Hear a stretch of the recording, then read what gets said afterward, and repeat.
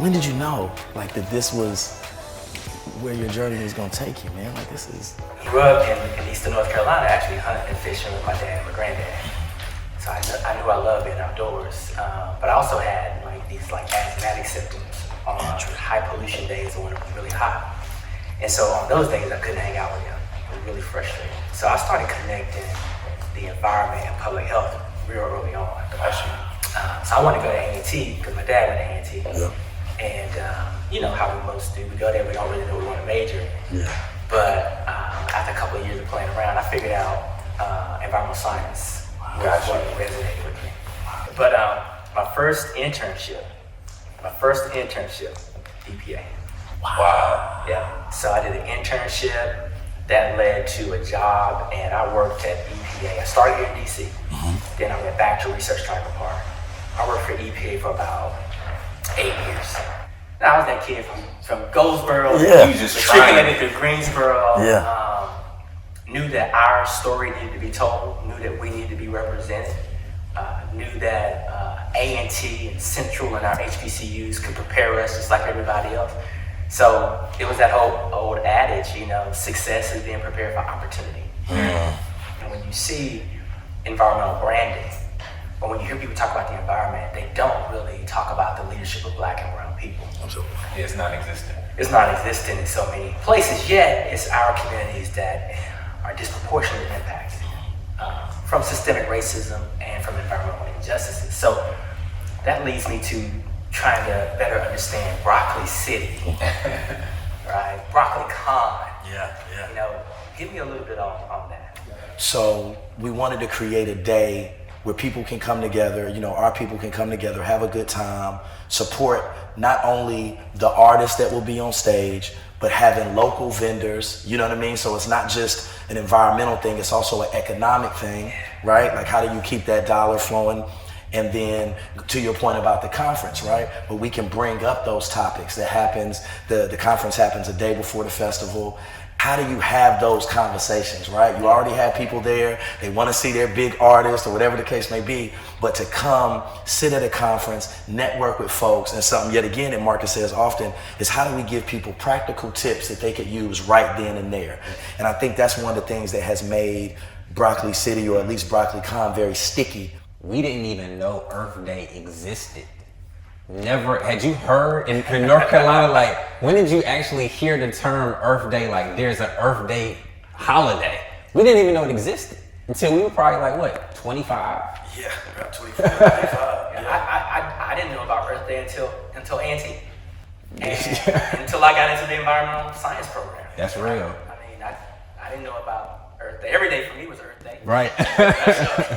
So like just... I didn't know there was an annual celebration. Holiday, yeah, all of that. I think the thing about the conversation around environmentalism, especially when we started Broccoli City, Brandon was living in Los Angeles and the conversation was go green. Like that was the narrative that was talked about. And so they would have these events, but they would be talking about stuff like all of these different high level environmental conversations. Yeah. But that don't resonate with anybody who's in the actual community. And so when we would go to these events and we would do interviews like this and they would put a mic in front of us and ask us, well, what do you think about this? And it's like, I got no clue. I just know that these folks right here don't have clean water close. That's right. Yeah. Like that. That's what I know it for.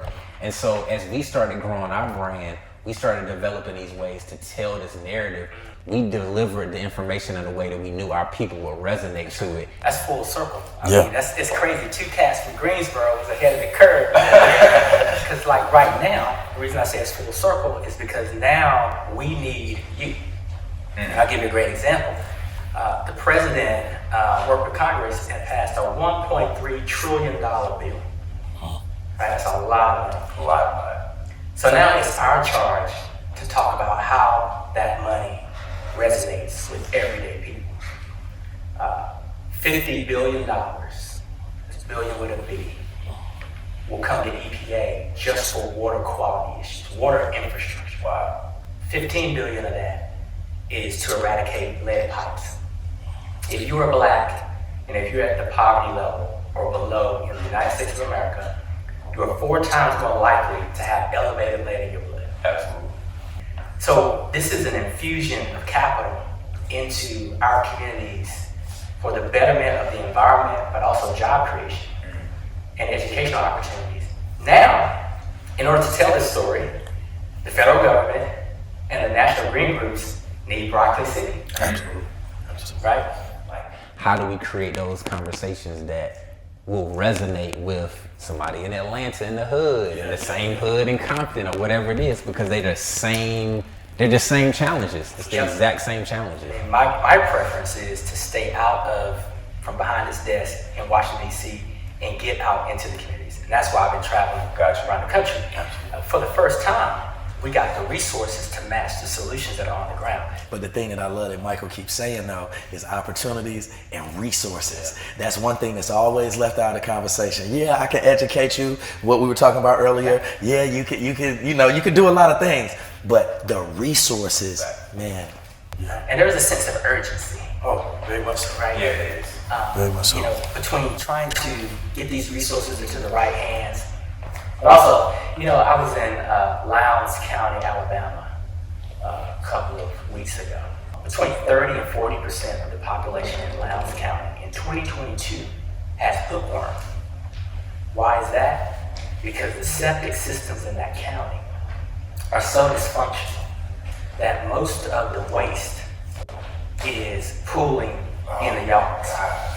But I've met with a lot of moms, whether it be in New Jersey or Milwaukee or Ohio, moms whose children have been lead poisoned to the point where it's impacted the cognitive ability. I met one mother who, when she found out that her home had lead pipes, she couldn't get the landlord to make the necessary changes. And she didn't have the economic status just to be in the second place. So she was homeless. She was displaced for a number of months until she could break that lease and get another lease. Just because she knew the lead was that bad. Just because she knew the lead was that bad and she didn't want to expose her children. Yet she didn't have the economic means to find another safe place. Yeah. Now we got to figure out, to your point, how do we map it out so that we match these resources with the people on the ground? Absolutely. And I think there are so many mediums that we can travel through to get to these folks. And at the end of the day, I think my interest and the president's interest is the people that need these resources the most actually get them. Yep. And that's another reason why I'm a fan of you. You don't just talk about what you did. You're saying, hey, come join me in this battle, and this is what you can do, you know what I mean, to help me and to help us. And I just think that's an amazing thing. Absolutely. Broccoli City is a blessing. Thank you. Thank you. Appreciate you.